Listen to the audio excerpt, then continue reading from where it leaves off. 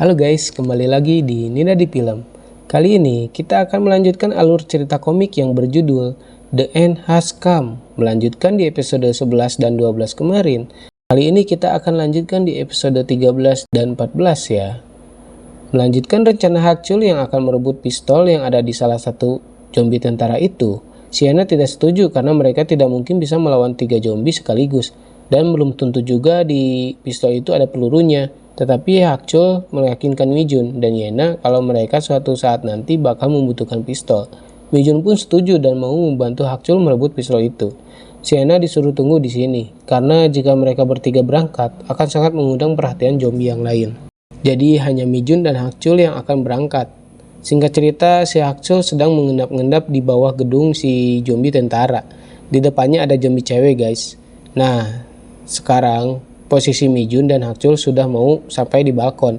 Untungnya jalan mereka ditutupi oleh benda-benda, jadi tidak kelihatan sama si zombie di atas. Hakchul membuat rencana. Jadi rencana Hakchul adalah saat mereka masuk itu, Hakchul akan langsung membunuh satu zombie yang paling dekat dengan mereka. Lalu Mijun urus yang satunya. Kemudian Hakchul akan mengurus lagi zombie dengan senapan. Dan mereka harus menyelesaikannya dalam 10 detik. Si Mijun kaget. Apa bisa membunuh zombie dalam 10 detik? Bisa, kata Hakchul. Si Hakchul mulai bergerak. Dia bersiap sudah di atas lemari penghalang. Saat dia turun, para zombie langsung menyerangnya. Lalu saat akan menyerang zombie paling depan dengan pisau belati, tadi duga zombie itu tersandung oleh kakinya sendiri, anjay. Oleh sebab itulah si Hakchul gagal untuk membunuh zombie itu. Serangannya meleset karena si zombie jatuh. Rencana sempat gagal. Lalu zombie kedua hendak menyerangnya. Dan si Hakchul langsung menebas muka si zombie. Entah kenapa, Hakchul kira para zombie tentara ini sangat kuat dan badannya sangat keras. Mungkin karena baju perang kali ya. Si Hakchul digabruk oleh zombie bersenapan itu. Dan zombie lain pun hendak akan menyerang si Hakchul lagi. Untungnya ada Mijun yang memukul zombie lain dengan pemukulnya. Tetapi si zombie tak bergeming. Dia tampak kuat dan langsung menyerang Mijun. Melihat Mijun diserang, Hakchul dengan cepat membunuh zombie bersenapan dengan menusuk lehernya dari bawah. Dan mereka berdua pun terjatuh. Lalu zombie lain hendak akan menyerang Hakchul. Tapi untungnya Hakchul berhasil memegang pelatuk dan untungnya ada sisa peluru di dalamnya. Dan berhasil membunuh zombie yang akan menyerangnya. Itu dengan menembaknya. Tinggal zombie yang sedang menyerang Mijun. Dengan sekuat tenaga, Mijun menahan zombie itu yang sangat kuat. Untungnya Hakchul menembak si zombie dan mereka pun selamat. Dan senapan pun bisa mereka miliki. Kembali ke Yena. Dia mendengar 2 kali suara tembakan. Dia takut akan terjadi apa-apa pada Hakchul dan Mijun. Saat melihat dengan teropong, untungnya Mijun dan Hakchul baik-baik saja. Tapi tidak sebelum para zombie berdatangan karena mendengar suara tembakan yang sangat keras. Zombie-zombie pun mulai berkumpul di bawah gedung dan Yena sempat melihat salah satu dari zombie bapak-bapak dengan pakaian handukan saja. Yang anehnya menatap Yena sambil menyeringai. Anjir, serem cok. Yena pun ketakutan dan langsung bersembunyi. Lanjut episode 14.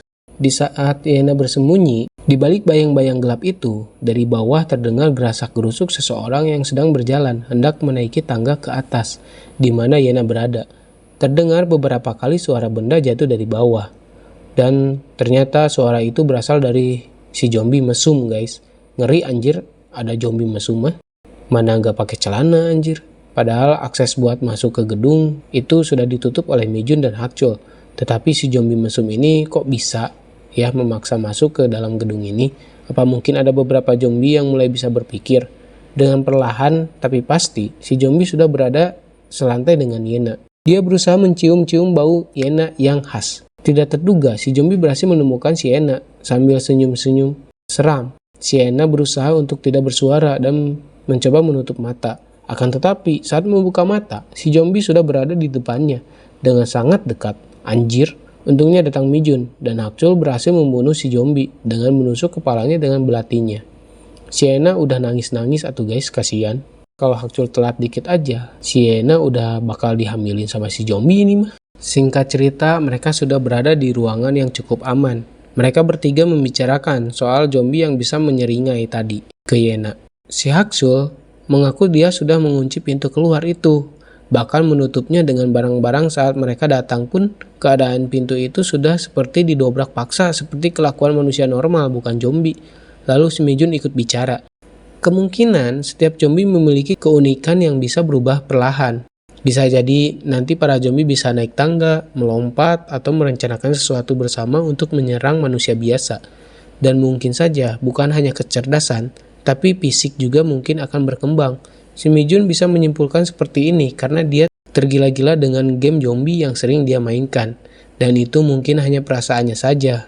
Lalu si Mijun bertanya ke Hakchul, kalau Hakchul tadi terkena darah zombie, apa itu tidak akan apa-apa? Aku sudah berkali-kali terkena darah zombie. Sepertinya tidak apa-apa selagi terkena kulit saja. Mungkin zombie hanya bisa menginfeksi jika menggigit saja, kata si Hakchul.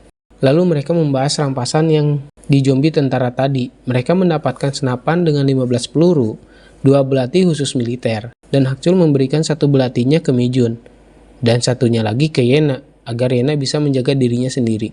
Lalu Hakchul juga berencana akan mengajari Mijun dan Yena menembak. Jadi buat jaga-jaga saja, jika Hakchul mati, nanti Mijun atau Yena bisa pakai senjata gitu. Si Mijun setuju kalau dia harus bisa juga menembak karena suatu saat nanti, mau tidak mau, Mijun juga bakal ada waktu di mana mereka harus bisa memakai senjata sambil duduk di dekat Yena. Tapi jika kita berlatih menembak saat ini, itu akan menyia-nyiakan peluru dan memancing para zombie karena suara senapan sangat keras. Lalu saat Mijun bertanya ke Yena soal latihan menembak, si Yena malah menjauhi Mijun. Si Yena cuma ngomong, jangan dekat-dekat dengannya Mijun. Si Mijun mah bingung ya kan kenapa Yena tiba-tiba kayak gitu. Ternyata si Yena merasa dirinya bau badan karena sudah beberapa hari gak mandi. Dan dia takut Mijun terganggu karena bau badannya. Cie, mulai ada rasa nih ya sama Mijun Ais. Beberapa saat kemudian, mereka melanjutkan perjalanannya. Tampaknya berjalan aman ya, tetapi sepertinya si Hakchul sedang sakit kakinya. Jalannya agak terpincang-pincang. Ia sakit kakinya itu karena berhadapan sama zombie tentara guys, jadinya keseleo mungkin. Mereka pun hendak mencari lagi tempat istirahat karena kaki Hakchul juga makin sakit. Tetapi ketika berjalan itu, Yena mencium bau zombie di suatu bangunan yang tertutup itu, dan tiba-tiba suara gedoran dari dalam terdengar. Dan tak diduga ada bapak-bapak dari atas gedung itu memanggil mereka bertiga. Dia memohon untuk menyelamatkannya karena dia sudah terjebak di atas sana selama 2 hari dan harus kembali karena istri dan anaknya sedang menunggu di rumah. Bagaimana bapak bisa ada di sana, kata Hakchul. Jadi si bapak keluar hendak mencari gas untuk masak dan berhasil selamat karena dikejar zombie sampai rooftop bangunan ini dan gak bisa keluar karena para zombie berada di pintu keluar. Lalu ada penyintas lain yang iseng menutup pintu keluar di bawah. Jadinya para zombie gak bisa keluar juga. Di dalamnya ada 6-7 zombie. Mendengar itu, sepertinya Hakchul tidak bisa membantu si bapak dan lekas mereka pergi. Akan tetapi, si bapak memohon pada mereka. Tapi Hakchul gak mau ada risiko, apalagi kakinya yang sedang sakit dan tidak bisa berlari untuk saat ini. Yena ngomong ke Hakchul, apa kau tidak mau membantu bapak itu? Bapak itu bilang dia sedang mencari anak perempuannya dan anak satunya lagi sedang menunggu di rumah dengan istrinya. Hakchul membalas omongan Yena dengan berkata, aku nggak mau membahayakan diri hanya untuk menolong orang nggak dikenal. Kalian juga tahu, mungkin saja orang ini berbahaya. Lalu Mijun berkata, aku akan menyelamatkan bapak itu. Dan ternyata Mijun punya ide buat selamatkannya. Lalu episode pun bersambung. Nantikan episode selanjutnya hanya di Nina di Film. Bye-bye.